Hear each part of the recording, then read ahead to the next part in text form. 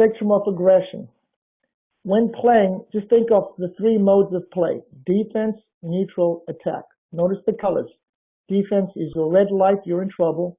Neutral is the yellow light, and the attack is the green light. A lot of times players have a hard time understanding this. I kind of explain this to them real vaguely. When you're on defense, you're in trouble. When you're neutral, you're trying to stay in it. When you're attacking, you're trying to make something happen. So that's the mindset. Defense, you're in trouble. Neutral, staying in it. Attacking, you're trying to make things happen. And there's various ways to do that.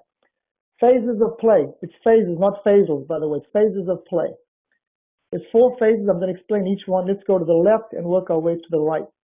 A and B is your team, and the Y team are the opponents. So if you look at all the diagrams, on the bottom of the screen is A and B. That's your team. So a point typically starts off, if you're doing conventional doubles, with the left-hand side. I call that the beginning versus beginning mode. 1 up, 1 back versus 1 up, 1 back. So your team is 1 up, 1 back, beginning. The opponents are 1 up, 1 back, beginning. So if you are team A and B, you're in what I call the rallying phase. Now, once again, if you play against team Y, that's very inconsistent. They can barely keep 3 balls in play. Why not play the rallying phase and just wait for them to screw up? So that's the first court.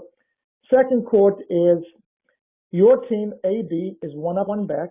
You're in the beginning. And the opponents are both up. They're in the middle phase. So you're in the beginning, they're in the middle. If you're team AB in the beginning versus middle phase, you're either going to be passing and in the attacking phases. That's what you're working on the second court. On the third court, you're in the middle. Team AB, which is us, is up at net. The opponents are 1 up, 1 back in the middle, in the beginning phase. So middle, we are both up.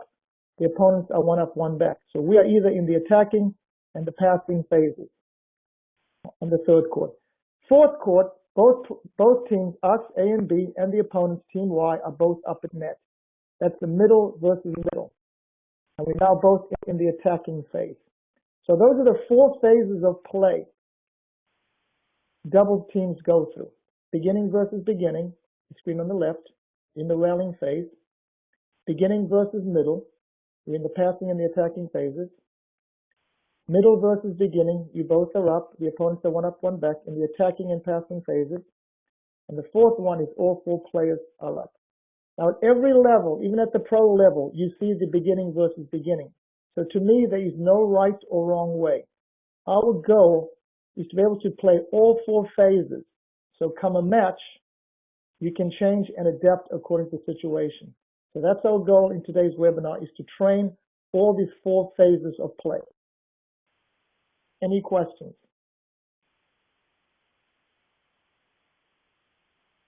All right, so yeah, just leave a question in the chat box on the left. And Faisal, it'll always take me a hot second to unmute my line.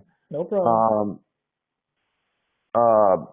Thomas asks, in diagram 2, I'm assuming that means shouldn't I lob? Thomas, if that's correct, let me know. But I guess the question was just, and Thomas, you might be getting ahead of yourself, or Faisal, maybe we're getting ahead of ourselves, but he's wondering if, as team AB, should we lob in that situation? Yes, and I will get to that later. Tom, I'm glad you kept me on my feet. You are correct. That is, so let's say passing, lobbing, and attacking phases. So Tom, you passed the test. Yes, I will address that later on, Thomas, okay? But definitely the lobbing phase there too in the second diagram. I will explain that later. All right, cool. So Thomas gets brownie points. All right, I think we're good. No more questions at the moment, so I'll go back to mute, and Faisal, you're all good. Thank you. All right, the doubles modes. Once again, think of going up a ladder. You have a better chance of winning if you're going up the ladder to attack. So a lot of times in a match, you may go defense to neutral to attack, and you're actually within those 3 rungs of the ladder as you play a match.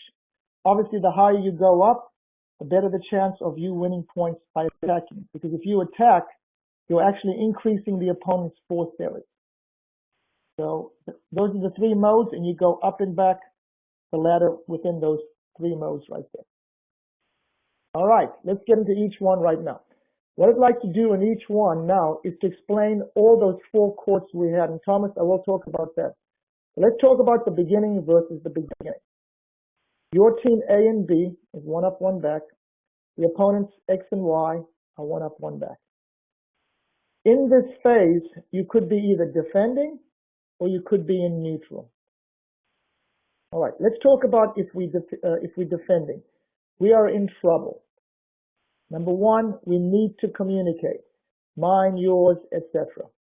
So that's the key thing in defense. It's not a blame game, it's a communication game. So the key thing is if team A and B are on defense, is to communicate. Mine or yours. So if I say mine, it means I'm the hitter. If I say yours, you're the hitter and I'm the non-hitter.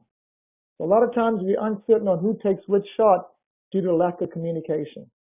So let's assume I'm player A, Will is player B, and a cross-court shot has been hit away from Will, who's B. Will says, yours, Faisal. So I dash for it. My goal as the hitter is just to stay alive, do what I can to get that ball in play. Now, I may be off the court. Player A is off the court.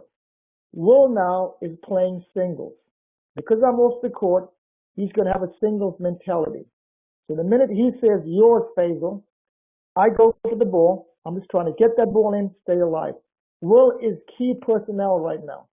Will, as the non-hitter, needs to go to the tee, probably the service tee. Why? He's got a better chance of covering the angles. So on defense, if team A and B is on defense, first goal, communicate. Hitter, your goal is to stay alive, just do what it takes to get that ball in play. Non-hitter, you're playing singles. Take a singles play as well, go to the tee. Now notice I said the closest tee. It could be the service tee, or I forgot the center hash on the baseline, the little tee. So on defense, you either go to big T, which is the service tee, or little t, which is the center hash on baseline. Once again, the non-hitter is going there. We're on defense. We're trying to stay alive. Any questions if team AB is on defense?